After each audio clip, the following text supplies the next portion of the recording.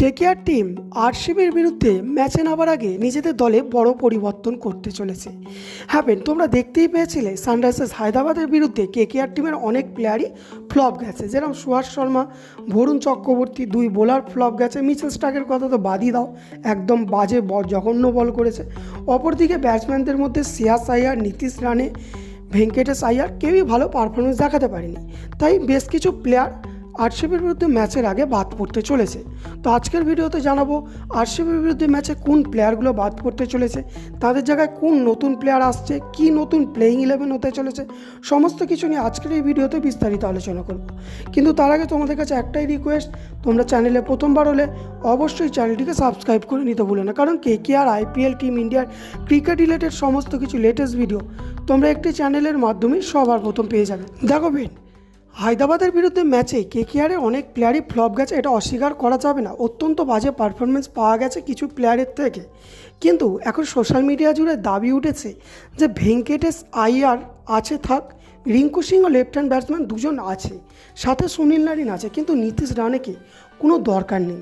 নীতিশ রানের মতো left hand ব্যাটসম্যানকে রাখার দরকার নেই, তার জায়গায় মনীষ পাণ্ডেকে আনুক, কারণ লাগাতার তার থেকে কোনো ভালো পারফরমেন্স পাচ্ছে না কেকেআর টিম বলে সোশ্যাল মিডিয়ায় অনেক সমর্থক মনে করছে।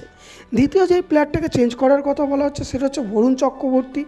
বরুণ চক্রবর্তীকে চেঞ্জ করে তার জায়গায় অনুকূল রয়কে আনতে বলছে, কারণ অনুকূল রয়ও ভালো বল করতে পারে এবং তার সাথে সাথে একজন লেফট হ্যান্ড ব্যাটসম্যান।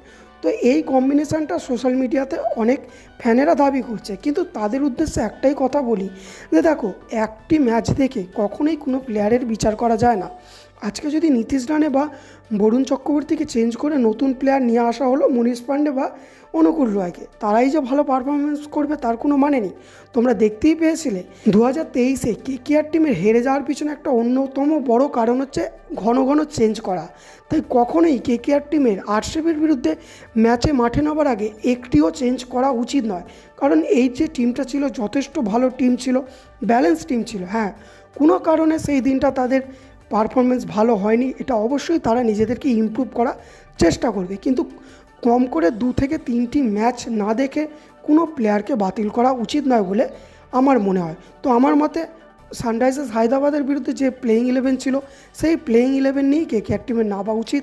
তোমাদের কি মতামত, কোন প্লেয়ারকে চেঞ্জ করা উচিত, কোন প্লেয়ারকে দলে আনা উচিত বলে তোমাদের মনে হয়, অবশ্যই নিচে কমেন্টে জানাতে ভুলো না। আশা করি ভালো আছো, ভালো থাকবে, দেখা হচ্ছে পরের ভিডিওতে।